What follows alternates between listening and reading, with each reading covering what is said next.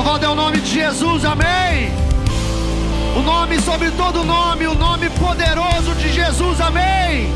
Levante suas mãos, diga amém ao nome sobre todo nome. Não há nome maior que o nome de Jesus. Louvado é o nosso Senhor. A paz do Senhor Jesus, igreja. Amém? Sente-se, por favor, fique à vontade. Você está na casa de Deus. Muito bom estar com vocês de novo. Para quem não me conhece, eu sou o pastor Carlos Ribas e faço parte dessa igreja aqui como parte do corpo de Cristo, desde o começo, né?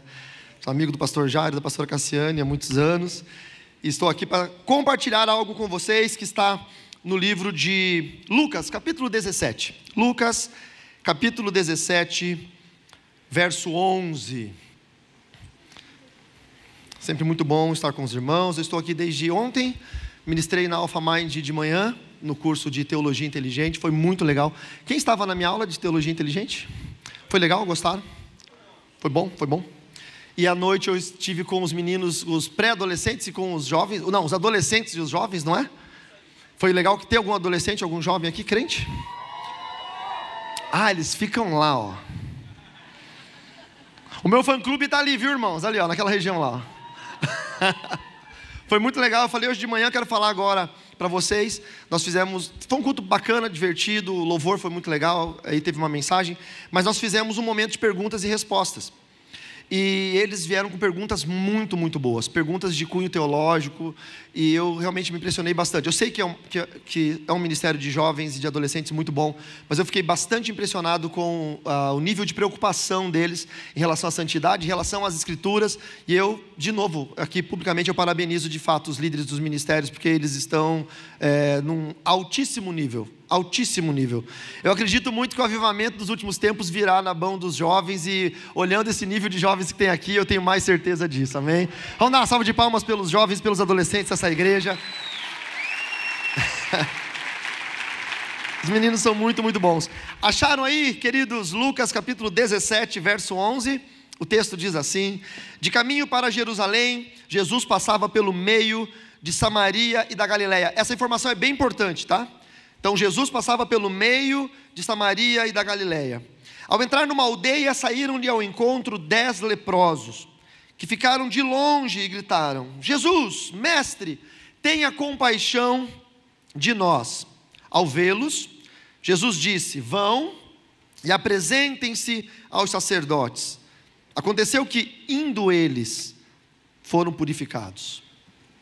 Um dos 10, vendo que estava curado, voltou dando glória a Deus em alta voz, e prostrou-se com o rosto em terra aos pés de Jesus, agradecendo-lhe. E este era samaritano. Então Jesus perguntou: não eram 10 os que foram curados? Onde estão os outros 9? Não se achou quem voltasse para dar glórias a Deus, a não ser este estrangeiro? E lhe disse: levante-se e vá, a sua fé salvou você. Amém? Com certeza você já ouviu essa mensagem muitas vezes, ou seja, esse texto muitas vezes, mas hoje eu quero falar algo totalmente diferente daquilo que nós temos comumente ouvido sobre os 10 leprosos. Eu já ouvi mensagens sobre os 10 leprosos que dizia que os 9 eram ingratos, que não haviam agradecido a Deus, não é? Só teve um que agradeceu e os outros 9 ingratos, mas eu encontrei algo diferente nesse texto. Primeiro eu preciso te explicar o que é a lepra nessa época. A lepra, ela era muito mais do que uma doença incurável. A lepra era considerada no Estado de Israel uma maldição. As pessoas que tinham lepra, elas perdiam o direito a tudo. Com certeza um desses 10 aqui, em algum momento da vida, descobriu a lepra da forma mais improvável. Talvez ele era um carpinteiro como Jesus, ou alguém que trabalhava no campo, e ao lavrar o campo ou cuidar de uma junta de bois, percebeu na mão, no braço, uma pequena mancha. E obviamente o espírito dele se atribulou e o corpo gelou, porque ele sabia que se essa mancha fosse ficar mais funda, tivesse algum tipo de secreção, provavelmente seria lepra. E se o sacerdote descobrisse isso, ele seria enviado para um reduto de leprosos. Então muita gente escondia a possibilidade de ter lepra, porque se ele tivesse doente, por ser maldição em Israel, ele teria que sair de casa. E saindo de casa, ele deixaria a mulher, deixaria os filhos, deixaria os bens as suas posses, suas propriedades, e ficaria morando num lugar com estranhos, doentes, e não teria mais como se sustentar, teria que viver de esmolas. O leproso, ele ficava num reduto fora das cidades, longe do arraial urbano, e dependia de pessoas caridosas que passassem por aquela estrada e resolvessem levar alimentos para eles. E aí tinha um sino ali debaixo de uma árvore ou em cima de um toco na beira da estrada, e quando o sino era tocado, os leprosos corriam o máximo que podiam para poder pegar aquela cesta de frutas ou aquela cesta de pães ou aquele alimento que foi colocado, porque era a única forma que eles tinham de sobreviver. Eles não podiam trabalhar, eles não eram aceitos na sociedade, a família não podia visitá-los. Então a lepra, ela era muito mais terrível do que nós conseguimos imaginar. No Velho Testamento nós encontramos alguns casos de leprosos. Você vai lembrar bem dos 4 leprosos que no cerco de Samaria, eles estavam morrendo de fome. E por que eles estavam morrendo de fome? Porque como havia um cerco em Samaria, ninguém entrava e ninguém saía da cidade, obviamente não tinha ninguém que levasse comida para os leprosos. Eles estavam morrendo de fome dentro de casa. Então os leprosos estavam ao ponto também de desfalecer. Houve uma história muito conhecida na Bíblia sobre Naamã, um general arameu do exército sírio. Ele era leproso, mas na Síria a lepra não era vista como maldição, apenas como doença. Então ele poderia lutar. E os sírios eram tão guerreiros e aguerridos que eles tinham dentro dos destacamentos do exército arameu um destacamento dos leprosos, que era assim chamado, a tropa dos leprosos. E essa era a tropa mais específica para algum tipo de guerra, porque eles não tinham mais medo de morrer. Eles já estavam condenados à morte. Então eles eram heróis de guerra como Naamã, usavam armaduras, iam para o combate, só que quando eles chegavam em casa e tiravam a armadura, eles continuavam doentes, então eles não podiam tocar na esposa, porque se tocasse na esposa, a esposa ficaria contaminada, ficaria doente. Se abraçasse os filhos ficariam contaminados, ficariam doentes. E esse tipo de atitude de um leproso é muito parecido com alguns hoje em dia. Me permitam ser crítico nesse ponto. Tem muita gente que usa o escudo, usa a armadura de um cristão. Na igreja parece que é um herói de guerra, mas chega em casa, não conversa mais com os filhos há muito tempo, não toca mais na esposa, porque ele é um leproso espiritual. Aqui ele se finge de herói de guerra, mas no íntimo do seu lar, ele não tem mais contato nenhum com a família, porque ele já está consumido por essa doença, por essa maldição. Esse reduto dos leprosos tinha 10 leprosos. Eu acho que o lugar mais inclusivo do mundo é o reduto dos leprosos. Ali tem rico, ali tem pobre. Ali tem crente, ali tem ímpio.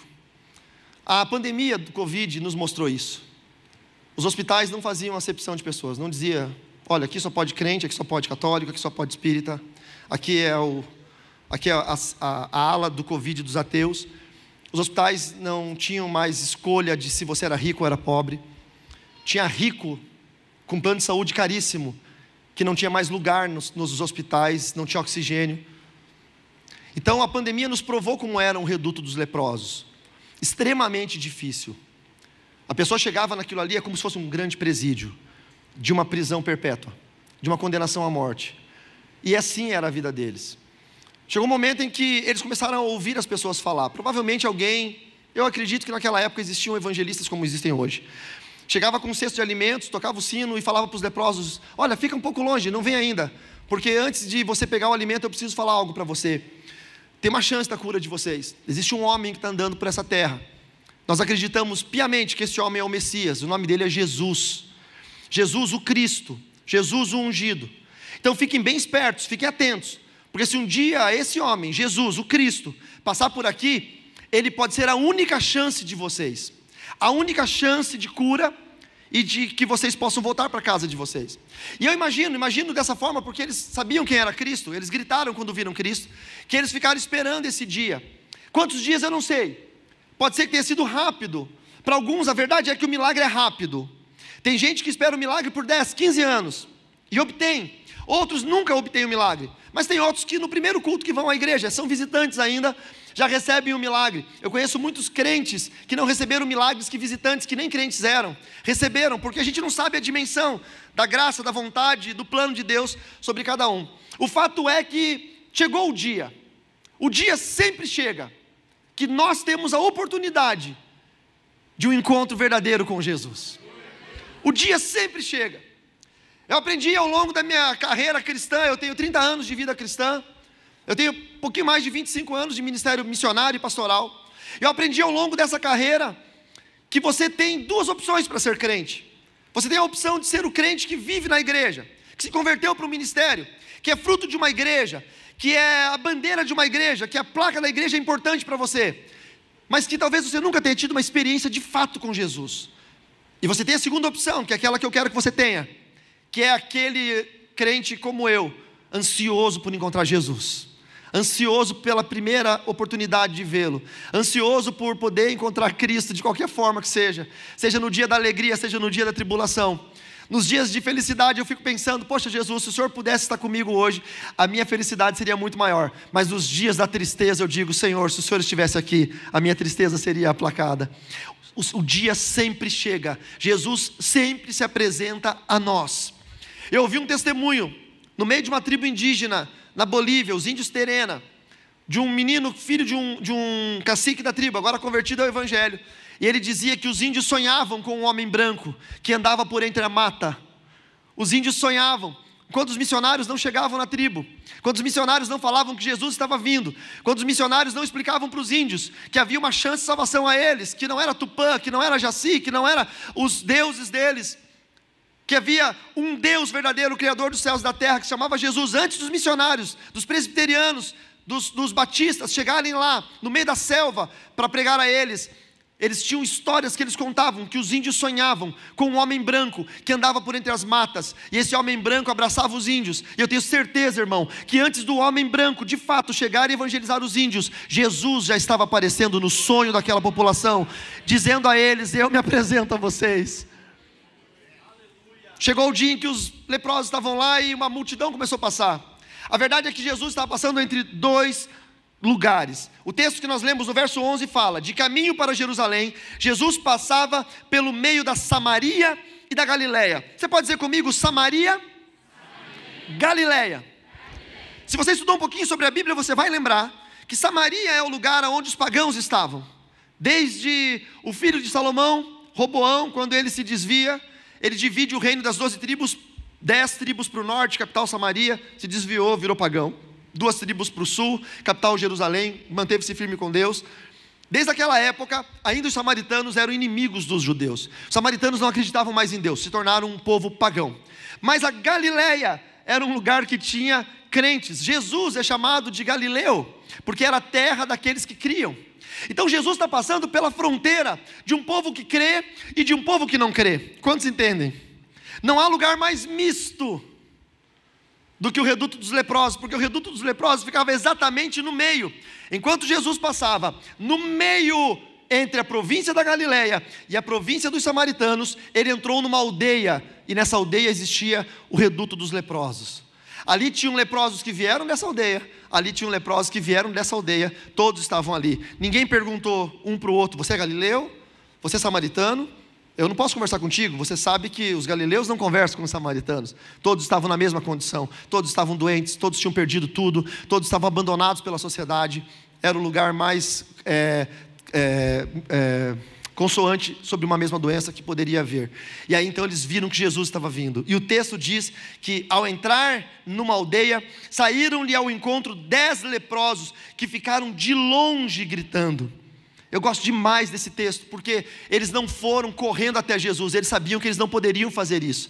Primeiro pelo risco de serem apedrejados, segundo pelo risco de tornarem Jesus impuro. Eles respeitaram a santidade de Cristo. Isso é tão legal. Isso é tão importante. Francine e eu, minha esposa que está ali, quando nós fomos para o campo missionário, nós casamos num sábado, em 2001, na segunda-feira, nós estávamos na Argentina no campo missionário. A cidade que nós fomos missionário, no primeiro campo, era uma cidade de fronteira, um porto seco. Os navios que vinham do Chile, que vinham da Ásia, com containers, passavam pelo Chile, vinham por caminhões, passavam por essa fronteira, Brasil e Argentina, e iam para os portos brasileiros. E ali, por ser um porto seco, tinha muita prostituição infantil.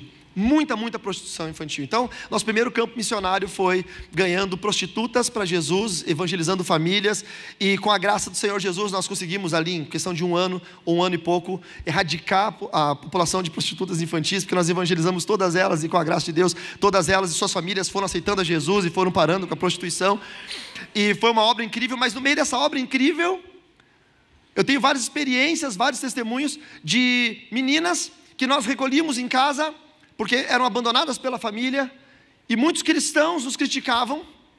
Muitas pessoas chegavam para nós e diziam: mas por que você está levando essa pessoa na sua casa? Porque você sabe o que ela faz? Eu falava assim: eu sei, ela é prostituta. Olha, vocês vão ficar mal falados, vocês vieram de outra cidade, de outro estado, aqui vocês vão ficar mal falados, aqui é cidade do interior. Mas vinham outros cristãos e falavam assim: por que você recolheu essa menina em casa? E aí a Francine falava: a gente está cuidando dela. E perguntavam: você sabe o que ela faz? E aí nós dizíamos: sim, a menina se prostitui, nós estamos tirando ela da rua.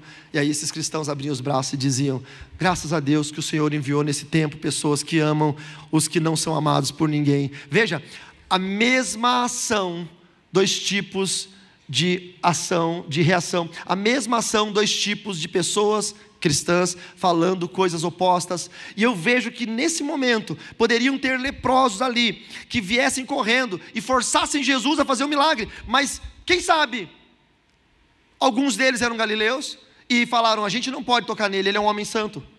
Eles tinham doutrina, eles eram crentes em Deus, não cristãos, óbvio.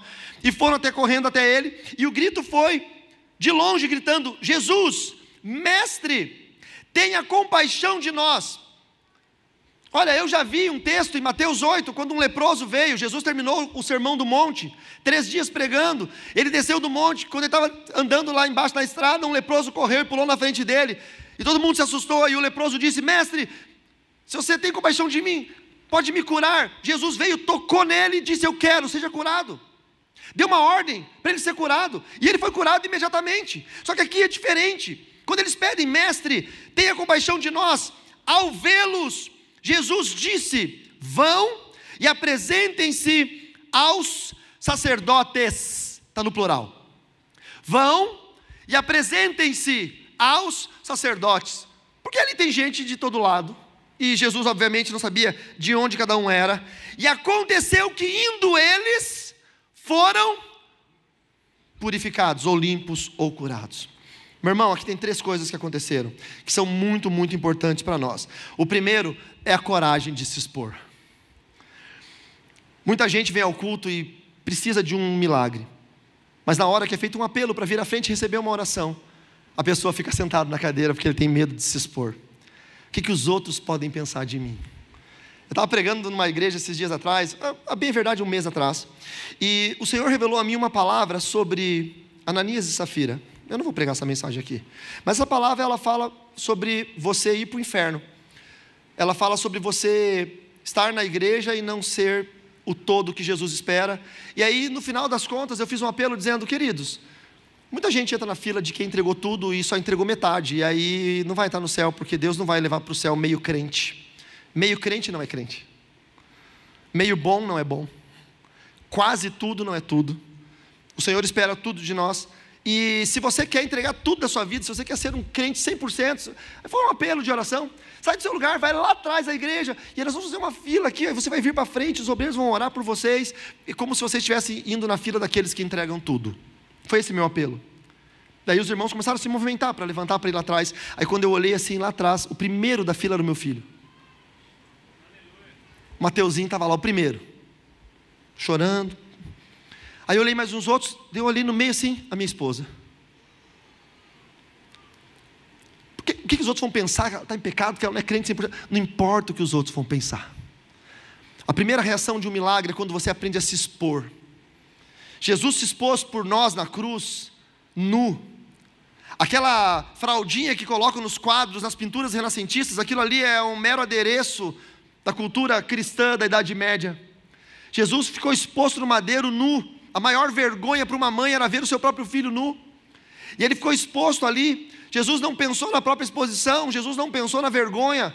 A Bíblia fala que ele foi exposto à ignomínia. A palavra ignomínia vem de um termo vergonha extrema, exposição extrema à humilhação. Ele não pensou na humilhação que ele passaria por você e por mim. Ele foi corajoso ao ponto de se expor na cruz do Calvário. Mas eu preciso de uma oração. E na hora que eu estou no culto e há o apelo para a oração, eu fico assim, ó. Eu fico cheio de dúvidas pensando: será que ele está pedindo para ir para frente para receber uma oração ou para aceitar Jesus? Porque afinal de contas eu já aceitei. E se eu já aceitei, eu não preciso ir. E aí você começa a racionalizar uma coisa que não se racionaliza.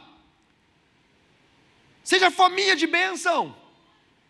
Eu tive um irmão da minha igreja, o nome dele é Daniel. O menino nunca havia entrado numa igreja antes.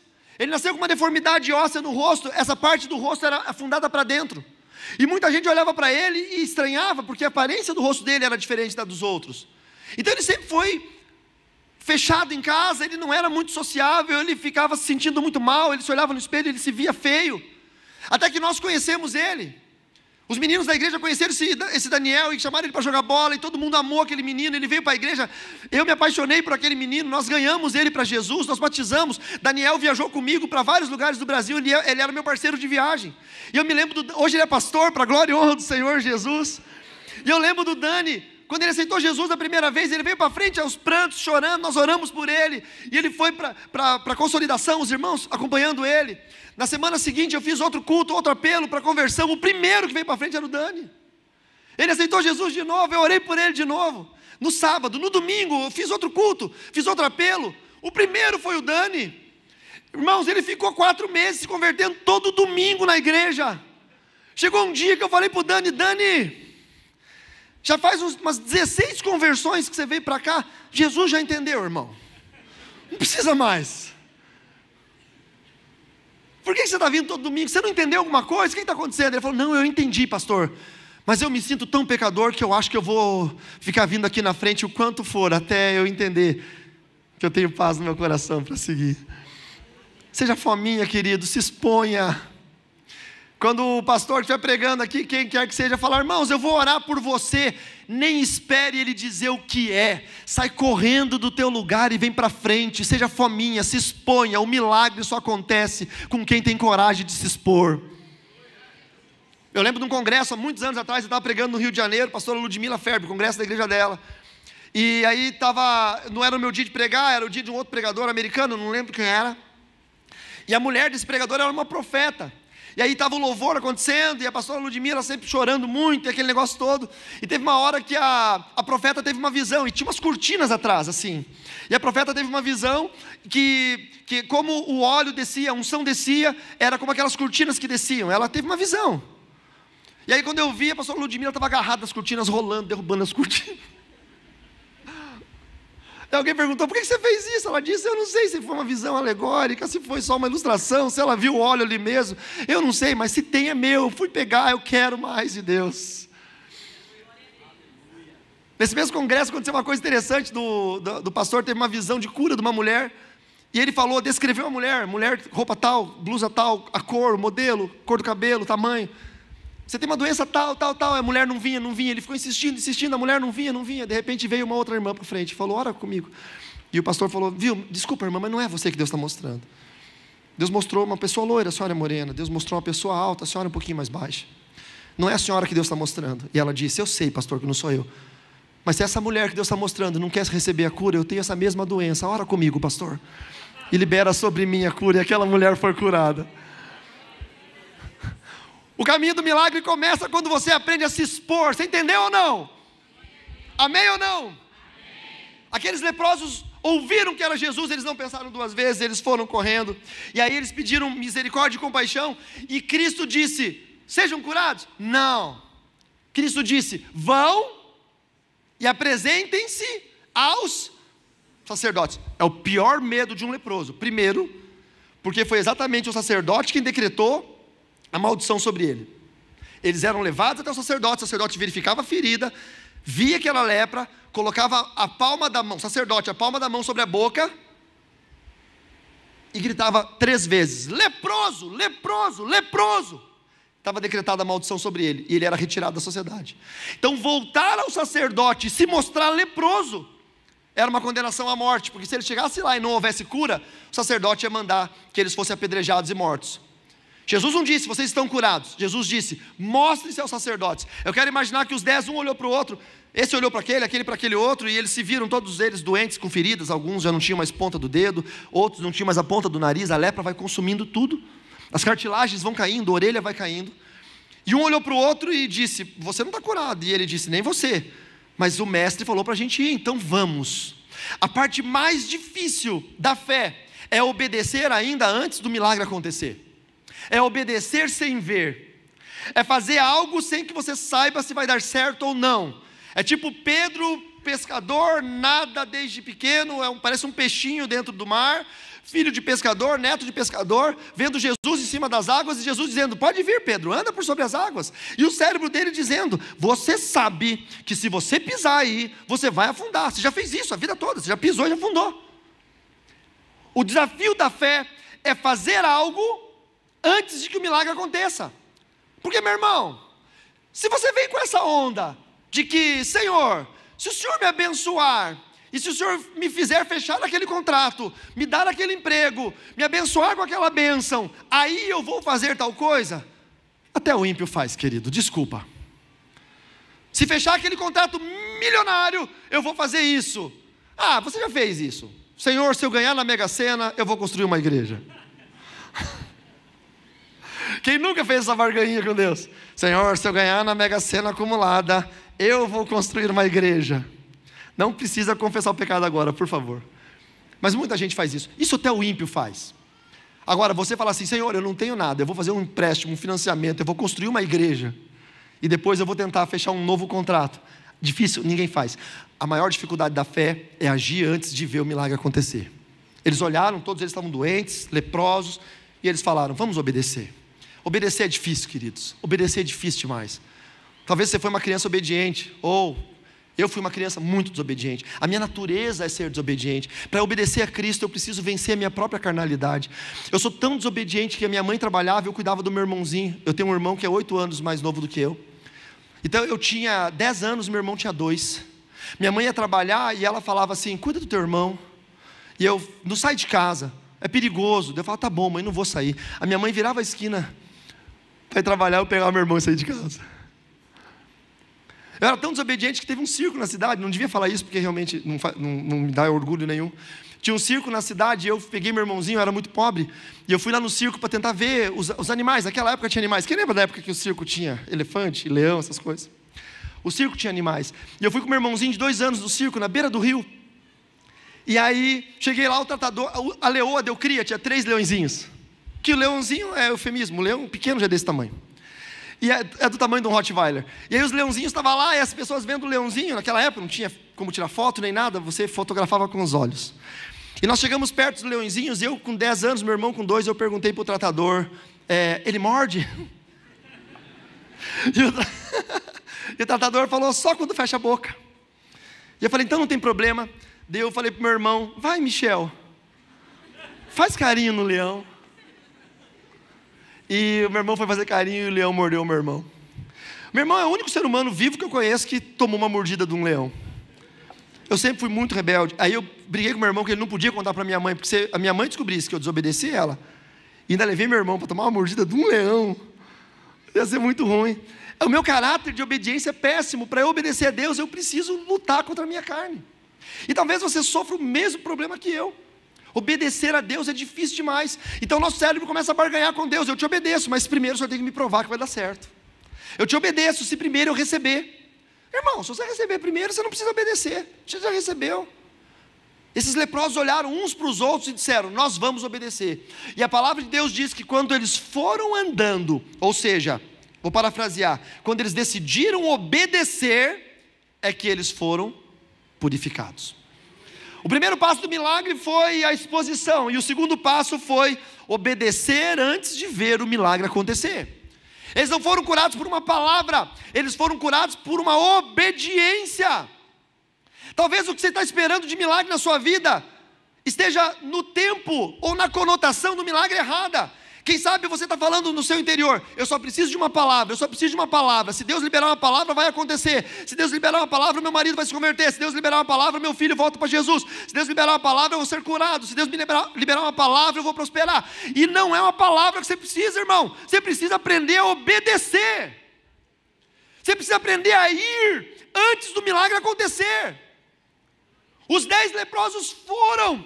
Quando eles andaram um tanto e eles viram que eles estavam curados, eles saíram correndo, cada um para um lado, desesperadamente. Só voltou um. Aí quando esse voltou, a palavra de Deus diz que ele se jogou no chão e começou a adorar a Cristo e começou a exaltar. A Bíblia fala, um dos 10 leprosos voltou, vendo que estava curado, voltou dando glórias a Deus em alta voz, talvez pulando, talvez dançando, e prostrou-se com o rosto em terra aos pés de Jesus, agradecendo-lhe. O texto diz, e este era samaritano. Aqui veio o segredo do texto. Se este era samaritano, e Jesus diz, onde estão os outros 9? Não achou quem voltasse para dar glória a Deus, a não ser este estrangeiro? Quando Jesus fala que esse é o estrangeiro, ele está dizendo que os outros 9 eram patrícios. Jesus era da Galileia, os outros 9 eram galileus. Quando Jesus falou, vão e mostrem aos sacerdotes, é porque cada um daqueles galileus tinha a sua sinagoga e o seu sacerdote. Mas esse samaritano não tinha, porque ele não cria. Esse samaritano era um novo convertido. É mais ou menos assim, se Deus liberar uma unção de cura hoje, e muitas pessoas aqui com doenças forem curados, e eu falar assim, irmãos, assim como Jesus disse na Bíblia, eu vou falar a mesma coisa para vocês, voltem para as igrejas de vocês e mostrem ao pastor de vocês que Deus foi bom.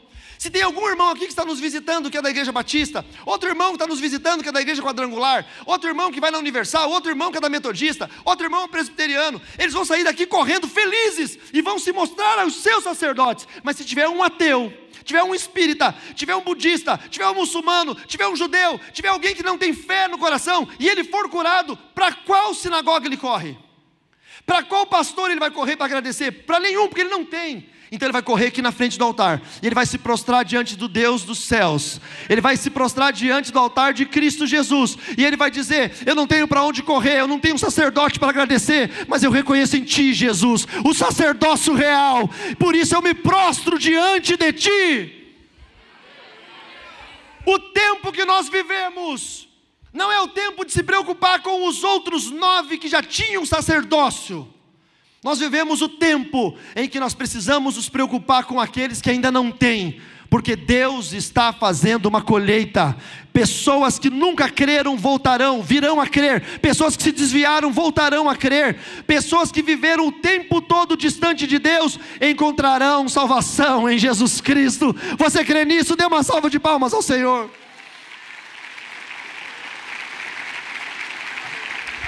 Eu falei hoje pela manhã, no culto da manhã, que nós estamos envolvidos em uma obra missionária. Nós somos missionários. E nós passamos pelas 3 fases da missão. Nós oramos por missões, nós contribuímos financeiramente por missões, e nós vamos ao campo missionário. Você sabe que missões é assim que se faz. E nós estamos apoiando agora, a gente apoia a Jocum Curitiba, e nós estamos apoiando a missão evangélica a reconstruir casas no Rio Grande do Sul, no Vale do Taquari. A enchente de setembro de 2023 foi devastadora. A gente está ajudando a cidade de Cruzeiro do Sul, uma cidade pequena, tinha 12 mil habitantes, hoje não tem mais, muita gente foi embora. Mas a enchente foi gigante, passou por todo o Vale do Taquari, chegou a Porto Alegre. Nessa cidade, Cruzeiro do Sul, 12 mil habitantes, pelo menos 1.250 casas foram completamente destruídas. A água subiu 39 metros. Você tem ideia do que é isso? Imagine que cada andar tem 3 metros. Um prédio de 10 andares tem aproximadamente 30 metros. A água passou mais alto que prédios de 10 andares. Na enchente de setembro de 2023, já desalojou muita gente, foi terrível. E o rio ficou assoreado. Em maio de 2024, veio uma enchente pior. As pessoas morreram em maio de 2024 porque o planejamento de chuvas dizia que não seria tão forte, que não seria tão pior como foi em setembro do ano passado. Mas a enchente foi pior, porque a água veio vindo com muito detrito, e o rio estava assoreado, essa água não teve para onde escoar, então ela invadiu as cidades. Tem um bairro lá em Cruzeiro do Sul, chamado Passo Estrela, do lado do rio Taquari. Ele é um bairro que o rio faz uma curva, o rio vem daqui, faz uma barriguinha assim e segue para lá. Como a enchente veio com quase 40 metros de altura, ela não respeitou o traçado do rio, ela passou reto, e esse bairro todo desapareceu. É muito feio. Você vai no Google, e você vê no Google Maps, setembro de 2023, o bairro, igrejas, escolas, praça, padaria, mercadinho, e você vai hoje, tem nada, é um cemitério. Só ali, aproximadamente 2.500 pessoas ficaram desabrigadas, só nesse lugar, 2.500 pessoas. São 2 anos, queridos, Não tem uma casa construída pelo poder público ainda. Não tem uma casa construída pelo governo estadual, nem pelo governo federal. O governo municipal é muito pobre, então os evangélicos se uniram para construir casas nesses lugares. E nós fomos lá, e nós vimos a dor e a tristeza desse povo, e quando nós pisamos no terreno da dor, nós entendemos bem o que é. E nós estamos na missão de construir 1.250 casas, que é praticamente impossível, humanamente falando, mas nós queremos um Deus poderoso. Mas, por que eu estou falando isso para vocês? Porque eu falei para os missionários, se nós conseguirmos construir as 1.250 casas, e nós não ganharmos nenhuma alma, a nossa missão falhou. Não adiantou nada construir casas. Adiantou, tirou pessoas da situação que eles estão. Mas nós precisamos enviar pessoas para os céus. O Rio Grande do Sul é o estado com menos igrejas evangélicas do Brasil. O Rio Grande do Sul é o estado com maior concentração de centros de umbanda, quimbanda, de magia negra, de satanismo ativo no Brasil, está no Rio Grande do Sul. Quando você vê na internet a igreja de Satanás, a igreja de Lúcifer, a igreja de não sei quem, de Belzebu, estão situadas no Rio Grande do Sul. As tragédias naturais acontecem lá, e eu acredito que muito se diz respeito ao mundo espiritual. Mas nós como igreja, nós não precisamos olhar para isso, nós precisamos olhar para o atendimento às pessoas e entregar a eles o que Deus tem no nosso coração. E quando eu olho para essa história dos leprosos, eu fico pensando o quanto nós estamos preocupados. Porque nós esperamos muito de Deus. Essa mensagem ela fala muito comigo, porque muitas vezes eu esperei uma palavra de Deus. Mas eu entendo nessa mensagem que eu preciso obedecer a Deus. E aí é muito ruim sair do conforto e ir para lá. É muito difícil fazer isso. Mas Deus traz milagres sobre a minha vida quando eu obedeço, não apenas quando eu recebo uma palavra. Então nós resolvemos obedecer a Deus e entrar nessa ordem, nessa missão como ajudantes. Eu não sei construir, irmãos, eu não sei fazer nada, então o que eu faço? Eu vou para lá, eu oro com as famílias, Francine evangeliza, a gente quer ganhar almas para Jesus. Quem depois entrar no meu canal do YouTube, procure um vídeo Desastre no Sul, tem lá no canal do YouTube, eu fiz um vídeo bem completo, bem amplo dessa região, e o lugar dos flagelados é como se fosse um campo de refugiados, com containers de concreto, sem janela, tem containers desse que tem 11 pessoas morando, 3 famílias, 4 famílias morando dentro, há 2 anos. 2 anos. Aí os missionários começaram a evangelizar e ganhar algumas almas. E aí batizaram uma mulher de 56 anos que nunca havia antes entrado numa igreja. Encontrou Jesus no meio da tragédia. E o missionário ficou feliz e foi evangelizando mais 1, 2, evangelizou 5, 6 pessoas, 8 pessoas. Ele resolveu construir uma igreja no campo de refugiados. Aí ele construiu uma pequena igreja. Sabe o que aconteceu, irmãos? O governo estadual veio, a promotoria veio e disse, não, tem que derrubar essa igreja. Não pode, porque aqui é um terreno do Estado. Não pode ter igreja no terreno do Estado. Aí ele disse, como é que eu vou derrubar a igreja? Eu estou fazendo culto para essas pessoas, tem que derrubar essa igreja. E aí o missionário teve uma sacada, ele disse, e se for um salão comunitário? Ah não, se for um salão comunitário pode. Então aí eles botaram uma placa, salão comunitário. Só que daí tem um problema. No mesmo ambiente que pode fazer o culto, a Umbanda vai poder fazer o culto deles também. Mas é melhor, pelo menos, que tenha um lugar para fazer o culto. Vocês entendem o processo? A gente viu na Bíblia sobre o reduto dos leprosos. Nós estamos vendo hoje, em 2025, lugares que são tais quais esse reduto dos leprosos. Você só precisa obedecer, meu irmão. Deus quer fazer um milagre na sua vida. E talvez Deus tenha ardido no seu coração a chamada missionária ou a chamada evangelística. Talvez no seu coração tenha ardido não só o chamado para o ministério, mas para ser o mantenedor do ministério. Talvez ainda mais, o que você precisa para resolver o problema da sua casa é que você venha para frente hoje, receba uma oração e fale, Senhor, eu quero me expor, eu quero obedecer, e eu quero poder encontrar salvação, cura e transformação através do milagre de Jesus Cristo. Esses 10 homens foram restituídos para suas casas. As 10 famílias ficaram felizes em vê-los novamente chegando lá. Tiveram filhos que há anos não viam os pais, que puderam ter de volta o abraço dos seus pais, pelo simples fato deles obedecerem uma ordem de Deus, antes mesmo de virem o milagre se concretizar. Que você e eu tenhamos essa fé nessa noite, em nome de Jesus, amém? Eu quero fazer uma oração com você nessa noite. Na verdade são duas, sempre são duas, porque uma é um apelo para você que não está perto de Cristo, poder ficar mais perto dele. Mas a primeira oração, eu quero fazer uma oração com você, para que você possa ter o seu coração aberto para o chamado de Deus, amém? Fique de pé, por favor, eu quero poder orar com você. Antes disso, vou fazer uma pergunta: quantos aqui já tiveram anseio, vontade, desejo, chamado para fazer a obra missionária de qualquer forma? Levante a mão para eu saber. fazer qualquer que seja a obra missionária, pode ser entre moradores de rua, missões transculturais, já tiveram esse anseio? Desses que já tiveram esse anseio, quantos de vocês nunca tiveram a oportunidade de fazer a obra, mas tiveram já a vontade? Levante a mão, nunca tiveram a oportunidade. Muita gente nunca teve a oportunidade. Talvez hoje seja a chance que você tem de poder firmar isso com Deus, amém? De fazer a obra missionária. Eu vou orar por você, mas antes de orar por isso, eu quero fazer uma pergunta. Se você está esperando um milagre, e pode ser qualquer tipo de milagre, pode ser a conversão do seu filho, pode ser a cura da sua mãe, pode ser o seu marido voltar para Cristo, ou o seu marido voltar para casa, qualquer milagre que seja. Talvez você está aqui no culto agora, domingo à noite, e você está pensando, eu não sei o que eu vou fazer amanhã, porque venceu os boletos, venceu as prestações, venceu o banco, financiamento, cartão, e eu nem sei o que eu vou fazer, eu estou aqui desesperado à espera de um milagre. Eu não sei qual é a necessidade que você tem, e você não precisa falar para ninguém, mas se você precisa de um milagre, eu quero te convidar a sair do seu lugar, e vir para frente, para que esse milagre possa acontecer na sua vida, não por uma palavra, mas por uma obediência, que Deus possa colocar no seu coração, aquilo pelo que você precisa ser obediente, e mesmo que você não veja o milagre acontecer, que você possa ser obediente ao chamado de Deus. Tem muita gente aqui, que teve chamado para pregar o Evangelho, e nunca foi. Tem muita gente aqui, que Deus chamou para fazer a obra, e nunca foi. Tem muita gente que Deus falou, por que você não faz um culto familiar, no seu condomínio, e a vergonha não deixou?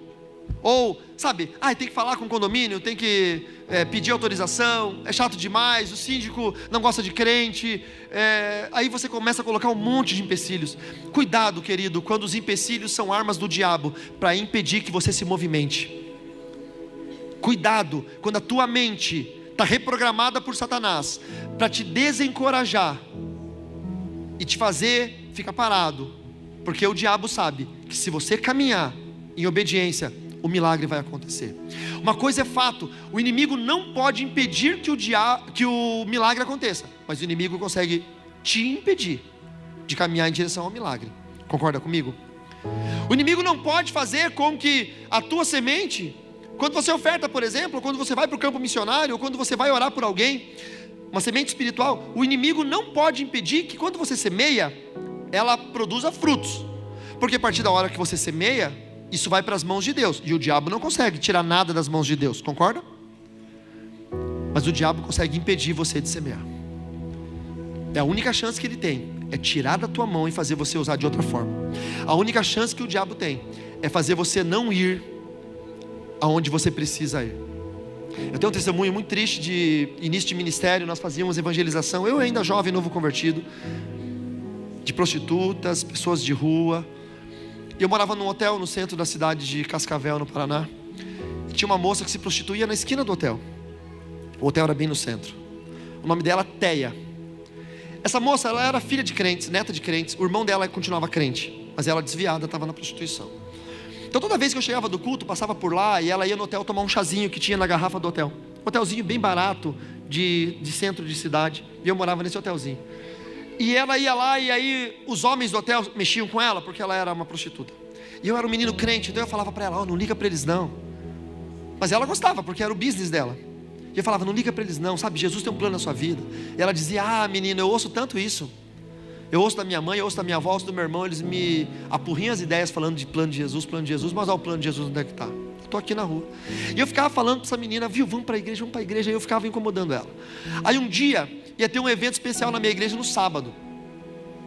E eu falei para ela, Teia, você não quer ir no culto comigo hoje? Ela já estava meio quebrantada, eu já tinha levado o evangelismo para lá, o pastor tinha tocado violão na rua, os jovens tinham feito orações, e ela estava meio quebrantada. E ela falou, Carlos, eu não sei se eu tenho coragem, eu não sei se eu estou preparada. Olha, cuidado com essa frase, você nunca vai estar preparado. Pastor, eu quero muito pregar o evangelho, mas eu tenho vergonha. Eu tenho vergonha até hoje, eu prego o evangelho há 30 anos.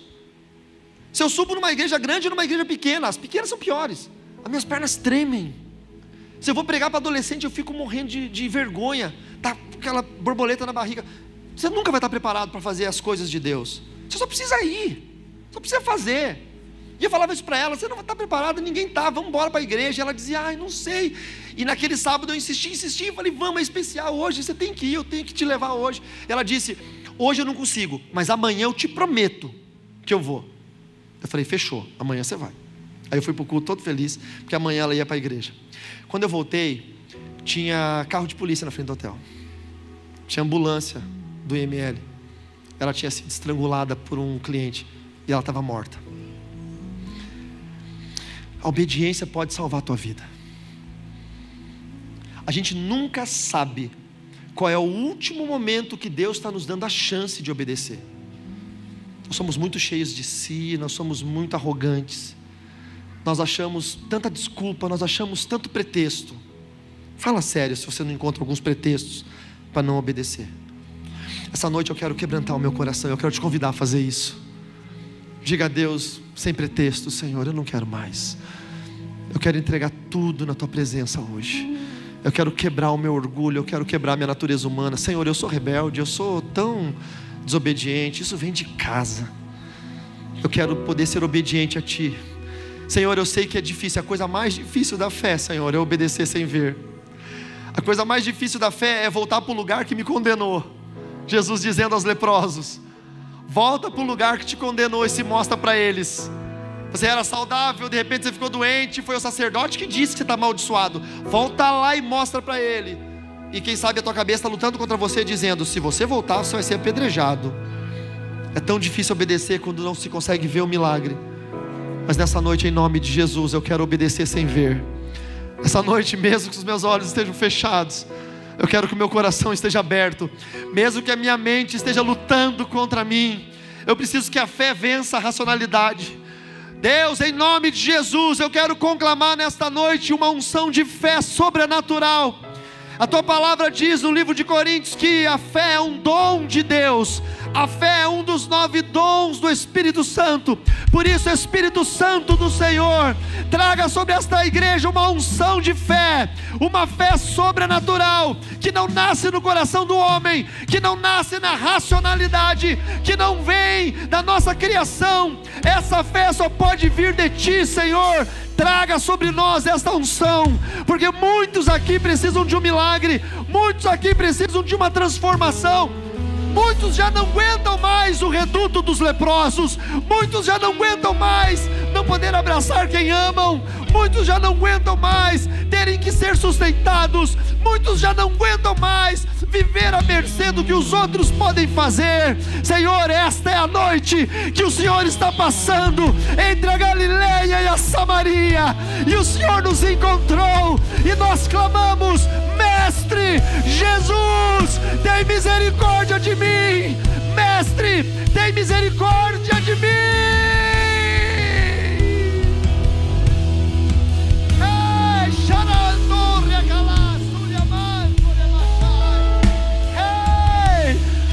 Eu não quero ver, eu não preciso ver, eu só preciso crer. Amplifica, aumenta a minha fé, Senhor. Faça sobre mim uma fé sobrenatural. Coloca no meu coração um agir sobrenatural. Deus, eu não preciso ver, eu só quero obedecer.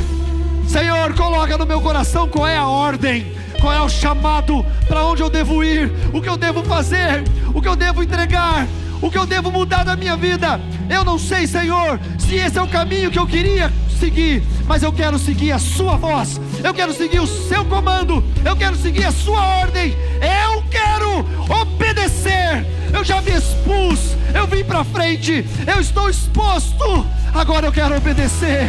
Espírito Santo, fala comigo, fala, Senhor, com meu irmão, fala com minha irmã.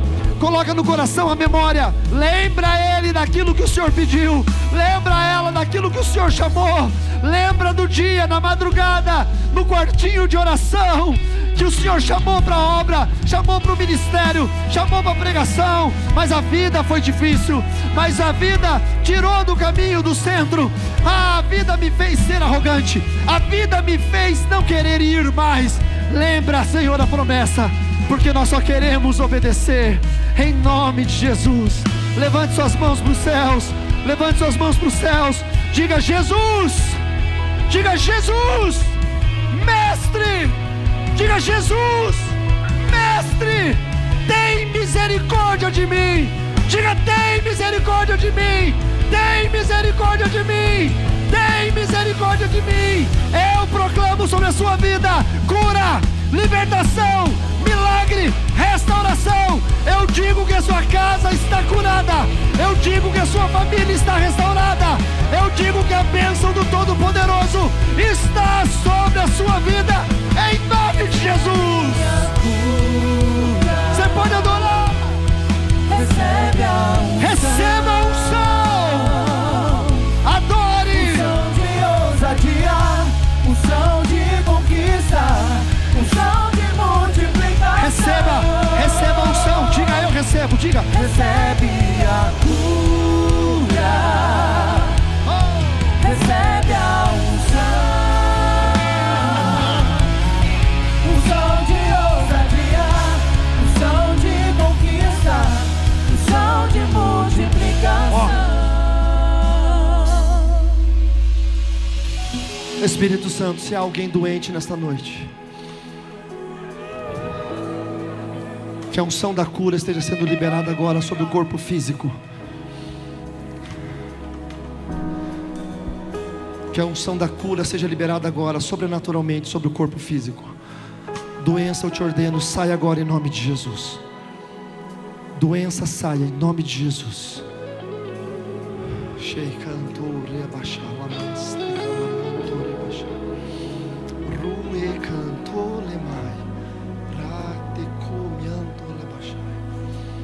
Doença, sai agora em nome de Jesus. Doença cardíaca, sai agora em nome de Jesus. Doença na pele, sai agora em nome de Jesus. Cegueira, saia.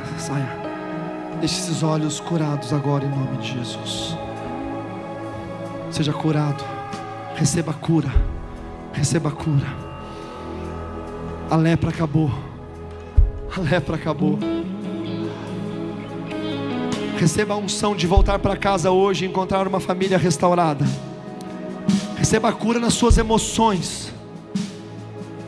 Receba a cura nas suas emoções. Transtornos, saia em nome de Jesus. Transtornos emocionais, psiquiátricos, transtornos diversos, saia em nome de Jesus. Obedeça a ordem do Senhor. Transtornos, saia em nome de Jesus. Em nome de Jesus. Todo intento maligno, todo demônio que tem se levantado contra a sua vida, saia em nome de Jesus. Bata em retirada. Alma, seja curada agora em nome de Jesus. Alma oprimida, alma ferida, alma que tem lutado contra o Espírito, quando o Espírito quer adorar, a alma tem colocado empecilhos, seja curada agora, em nome do Senhor Jesus.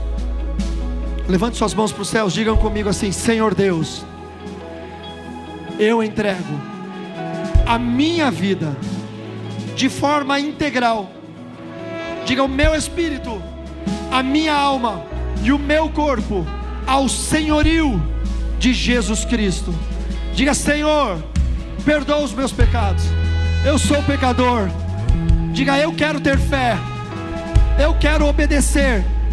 Diga: Senhor, quando eu sair daqui e eu for em direção da Tua palavra, que eu seja curado, e que eu seja liberto, e que eu seja abençoado, em nome de Jesus. Você pode dizer amém o mais alto que você puder. Dê uma salva de palmas ao Senhor. Glorifique ao Rei dos Reis e ao Senhor dos Senhores. Deus abençoe. Volte para o seu lugar.